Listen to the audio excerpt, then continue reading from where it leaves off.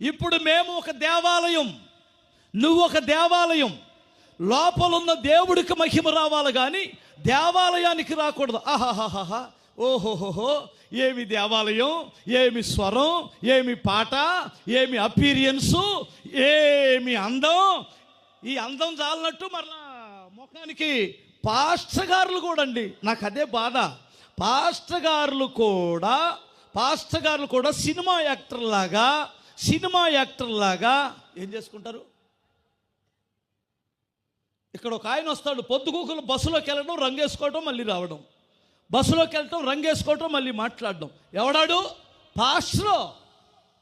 మీరు ఏమన్నా అనుకోండి, వాళ్ళు ఏమైనా ఫీల్ అవ్వండి.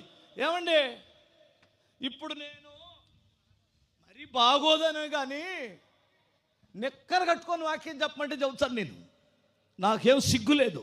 ఎందుకంటే నన్ను ఎవడు చూడాలి? ఆల్రెడీ నా భార్య, నాకు పెళ్ళి ఎప్పుడో అయిపోయింది. ఇంకెందుకు? ఏమన్నా తేడా వస్తే నా భార్యకి నాకు రావాలి. ఇంకెందుకు ఎదవైశాలు ఇవన్నీ ఎందుకు? కాదు, శుభ్రంగా ఉండటానికి జనంలో తిరుగుతున్నాం కాబట్టి కాస్త మంచి బట్టలు వేసుకోవటం పద్ధతి, అంతే కదా. మేకప్ వేసుకోవడం అంత అవసరమా? ఆడ మనిషికైనా మగ మనిషికైనా పాశ్రమిక మేకప్ అవసరమా అన్న? క్షమించండి అన్న, ఏమన్నా ఫీల్ అవుతున్నారు ఎవరన్నా? మీకేం లేదు కదా. ఎవడో ఒకటి చెప్పాలిగా, నా బోటోడు. మనం పాస్టర్లమా యాక్టర్లమా అని అర్థం కాక జనం గొల్లైసేస్తున్నారు.